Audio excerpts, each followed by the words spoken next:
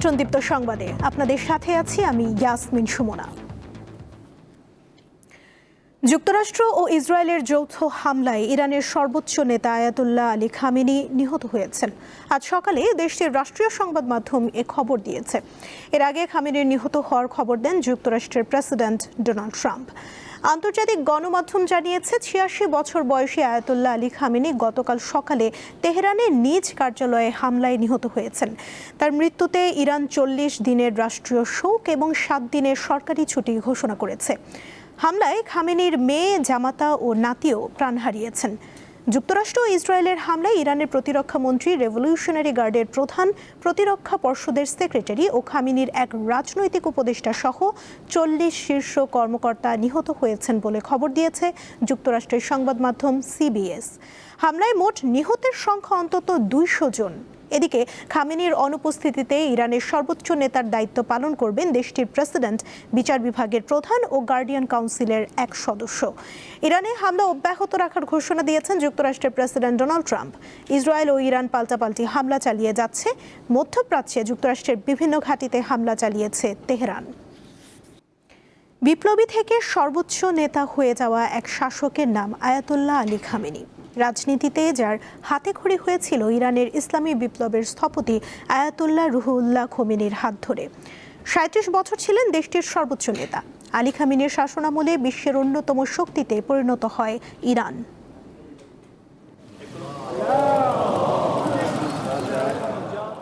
ইরানের উত্তর পূর্বাঞ্চলের মাশহাদ শহরে ১৯৩৯ সালে জন্ম নেন আয়াতুল্লাহ আলী খামেনি। তার বাবা ছিলেন একজন আলেম ও জাতিগতভাবে আজেরি। প্রথাগত উচ্চশিক্ষা শেষ না করে খামেনি ধর্মতাত্ত্বিক শিক্ষায় মনোনিবেশ করেন। মাত্র ৪ বছর বয়সে শুরু করেন কোরআন শিক্ষা। কওমে অবস্থানকালে ঘনিষ্ঠ হন ইরানের ইসলামী বিপ্লবের নেতা আয়াতুল্লাহ রুহুল্লাহ খোমেনির সাথে। ১৯৬২ সালে খোমেনির নেতৃত্বে যোগ দেন সরকার বিরোধী আন্দোলনে।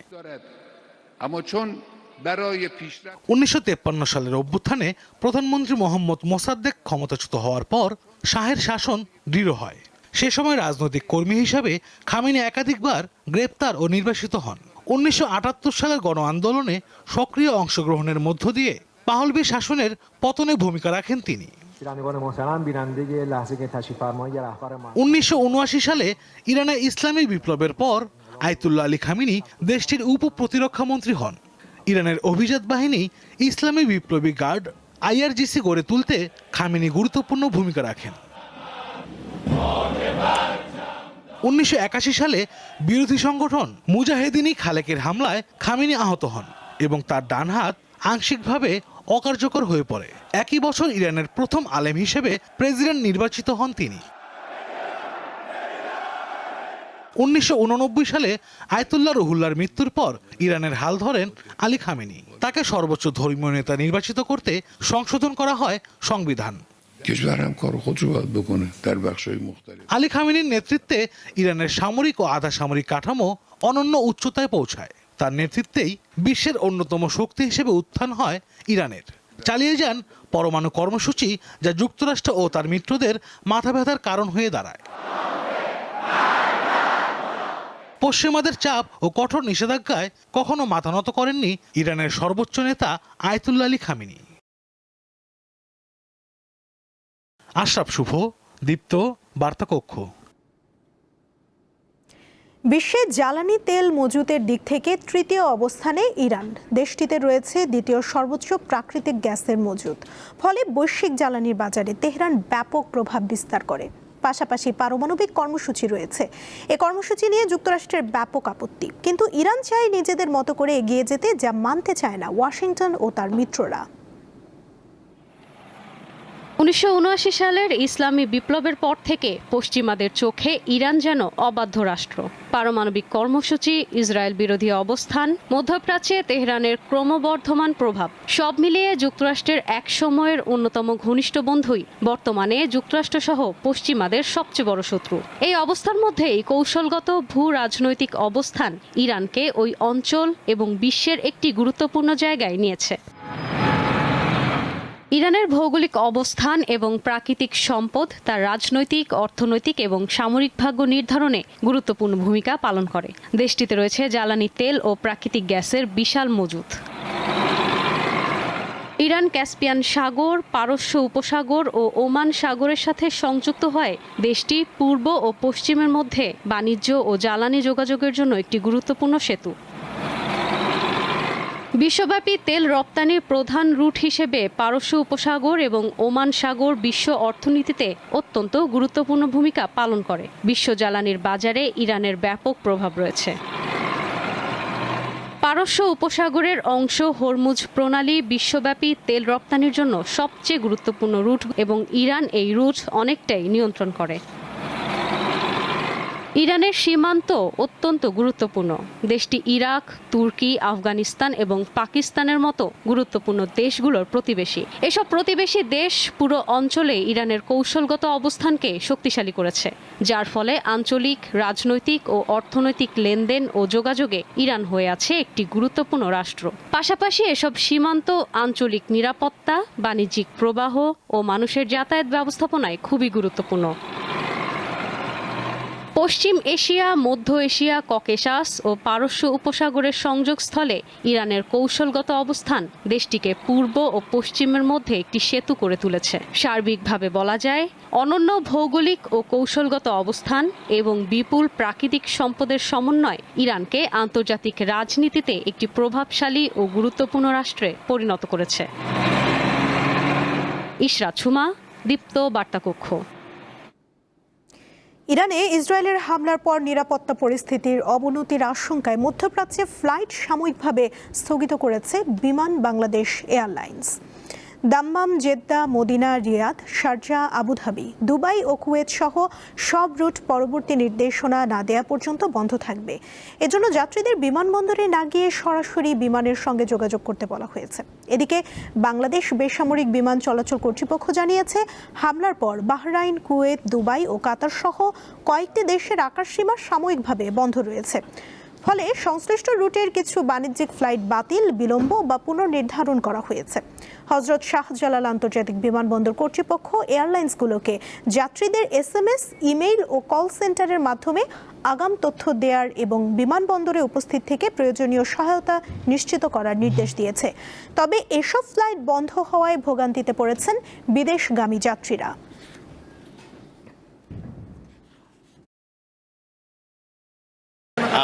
আমি কাতার যাব আজকে।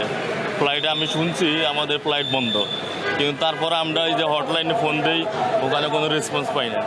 আমার টিকিট আর 6 দিন মানে ভিসার মেয়াদ আছে 6 মাসে। তাই আমারও বলছে এটা আমার দিয়ে গেলাম নাই, তো বললো যে আমরা একটা ব্যবস্থা করবো, কিন্তু ক্যান্সেল হয়ে লিখে আজকে টিকিটকে একদিনে এটা কি ব্যবস্থা করা সম্ভব? মধ্য ফ্রান্সে যুদ্ধ চলতেছে, তো ভিতরে কর্মকর্তারা বলতেছে যুদ্ধ চলতেছে, এখন আপাতভাবে ফ্লাইট বন্ধ আছে, আপনারা বসেন। শাহজালাল আন্তর্জাতিক বিমানবন্দরে রয়েছেন সহকর্মী মাহিদুর রহমান, কথা বলবো তার সঙ্গে। মাহিদুর, এখন পর্যন্ত মধ্যপ্রাচ্যের কতটি ফ্লাইট স্থগিত করা হয়েছে? এ বিষয়ে আর কি তথ্য রয়েছে আপনার কাছে, আমাদের জানাবেন।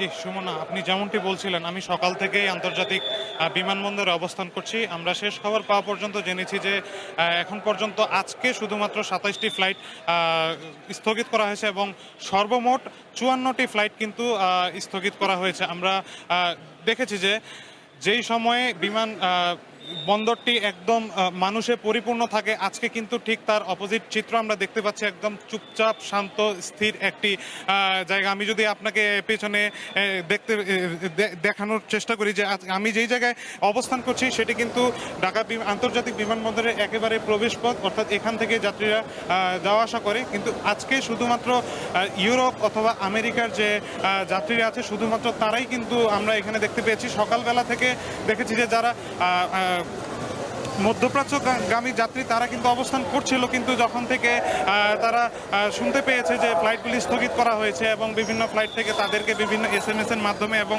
ফোন কল করে জানানো হচ্ছে যে ফ্লাইট স্থগিত করা হয়েছে, এবং আমরা এমনটিও জানতে পেরেছি যে এয়ারলাইন্সগুলি কিন্তু তাদেরকে এই আশ্বাসও দিয়েছে যে যখন তাদের ফ্লাইট ছাড়বে, অর্থাৎ পরিস্থিতি স্বাভাবিক হলে ঠিক তার 4 থেকে 5 ঘন্টা পূর্বে কিন্তু যাত্রীদেরকে ফোন করে জানানো হবে। কিছুক্ষণ আগে কিন্তু আমরা দেখেছি যে এখানে প্রবাসী কল্যাণ মন্ত্রী আরিফুল হক চৌধুরী কিন্তু এখানে এসেছিলেন সার্বিক পরিস্থিতি জানার জন্য। তিনি কিন্তু আমাদেরকে জানিয়েছেন যে পরিস্থিতি যত দ্রুতই স্বাভাবিক হবে তত দ্রুতই কিন্তু তারা এই ফ্লাইটগুলি একে একে ছাড়ার চেষ্টা করবেন। তিনি কিন্তু সার্বক্ষণিকভাবে আমাদেরকে জানিয়েছেন যে সার্বক্ষণিকভাবেই তিনি এখানকার খোঁজ খবর রাখছেন, এবং তিনি এটাও জানিয়েছেন যে কোনো যাত্রী যাতে ভোগান্তির মধ্যে না পড়ে সেজন্যও কিন্তু তারা বিশেষভাবে লক্ষ্য রেখেছেন, এবং যারা দূরপাল্লার যাত্রী অর্থাৎ ঢাকার বাইরে থেকে যেসব যাত্রী এসেছে সেসব যাত্রীর প্রতি তারা কিন্তু বিশেষভাবে খেয়াল রাখছেন, অর্থাৎ তারা দেখছেন তারা এখানে থাকা খাওয়ার ব্যবস্থা সহ বিভিন্ন ধরনের ব্যবস্থা তারা এখানে রেখেছেন, আমাদেরকে এমনটি কিন্তু জানিয়েছেন। কিন্তু সবশেষে আরিফুল হক চৌধুরী আমাদেরকে জানিয়েছেন যে তিনি আশাবাদী যে অতি দ্রুতই এই সংখ্যা কেটে যাবে, এবং আমরা এটা জানতে পেরেছি যে বিমান বাংলাদেশ এয়ারলাইন্সের কিন্তু 2টি বিমান ইতিমধ্যে কিন্তু তাদের ফ্লাইট কখন অবতরণ করবে এটি কিন্তু জানিয়েছে। তো আস্তে আস্তে এইভাবেই কিন্তু ফ্লাইটগুলি অবতরণের এই যে সংবাদগুলি কিন্তু আমাদের মধ্যে আসতেছে। তো এখন পর্যন্ত এই ছিল আন্তর্জাতিক বিমানবন্দর থেকে সর্বশেষ তথ্য। মাহিদুর, ধন্যবাদ আপনাকে। এবারে কেওয়াই স্টিল চট্টগ্রাম সংবাদ।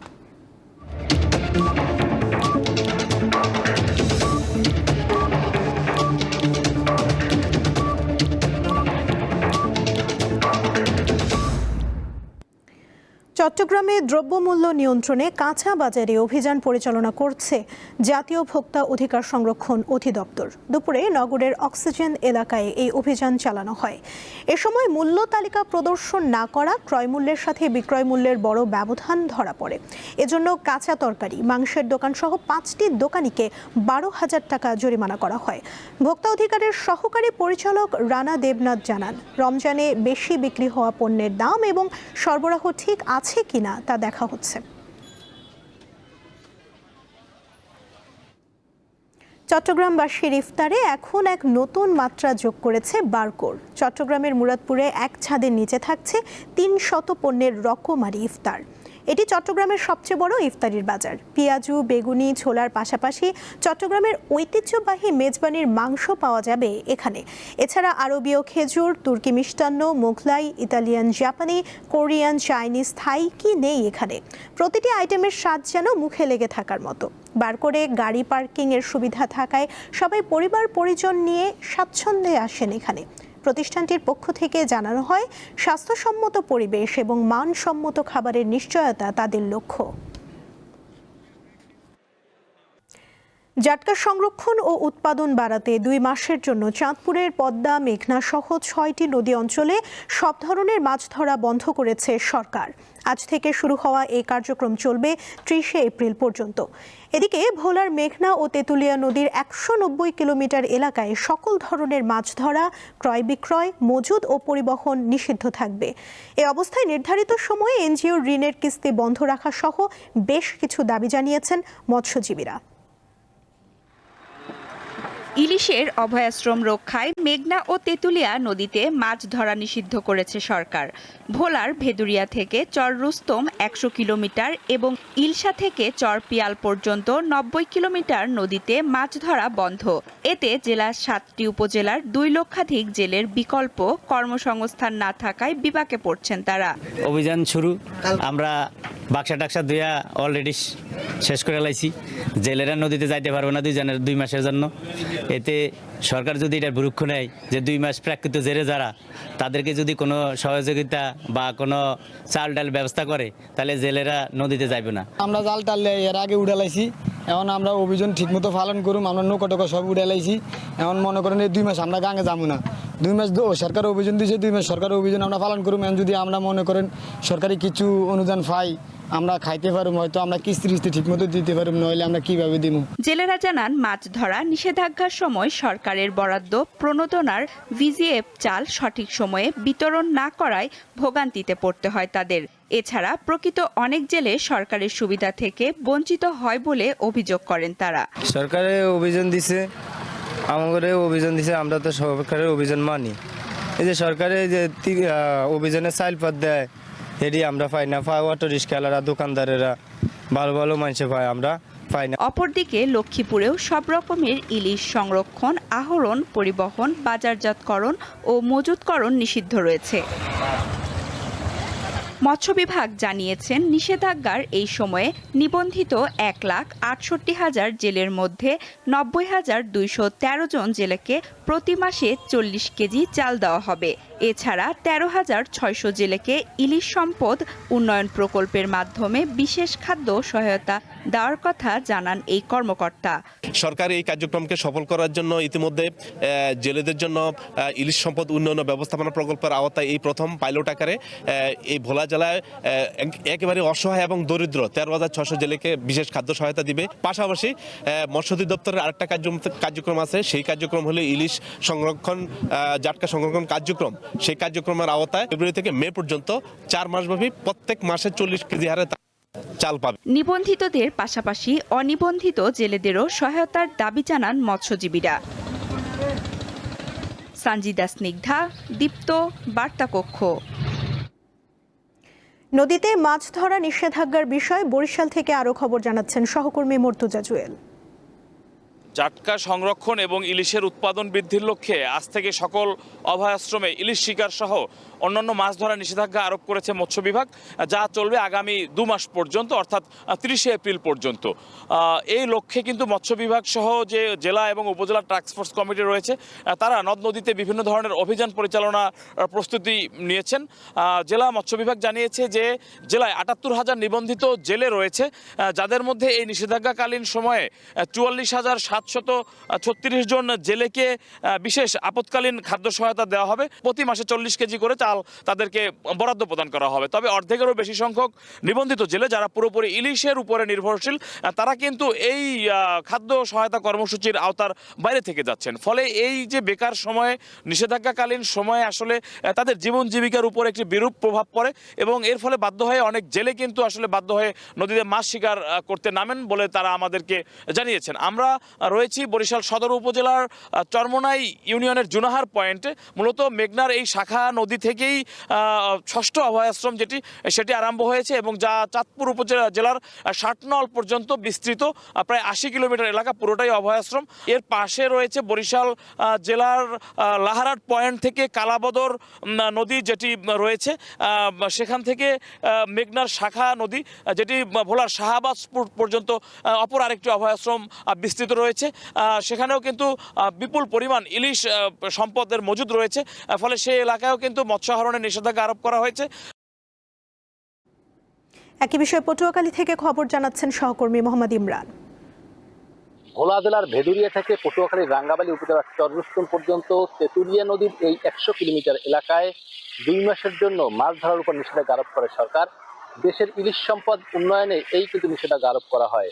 আজ মধ্যরাত থেকে কিন্তু এই নিষেধাজ্ঞা শুরু হয়েছে। তো আমরা দেখেছি গতকাল থেকে এই পটুয়াখালীর রাঙ্গাবালী এবং বাউফল উপজেলার এই তেঁতুলিয়া নদীতে যে সকল জেলেরা মাছ শিকার করেন তারা কিন্তু ইতিমধ্যে ফিরে ফিরেছেন।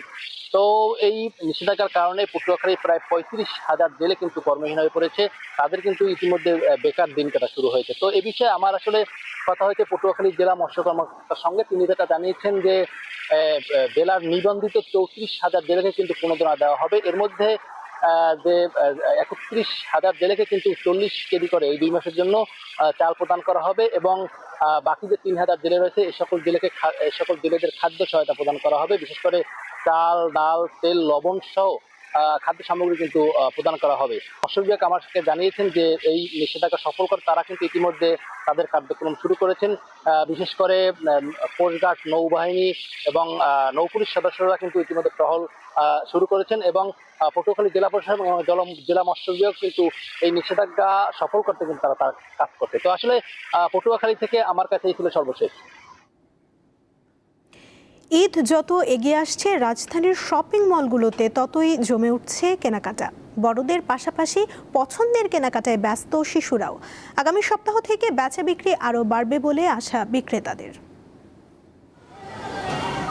ভিড় এড়িয়ে চলতে একটু আগেভাগেই এক দোকান থেকে অন্য দোকানে ঘুরে বেড়াচ্ছেন নগরবাসী, করছেন পছন্দমতো কেনাকাটা। রাজধানীর শপিং মলগুলোতে বেড়েছে ক্রেতাদের পদচারণা। তাদের দুহাত ভর্তি ব্যাগই বলে দিচ্ছে আসছে খুশির ঈদ।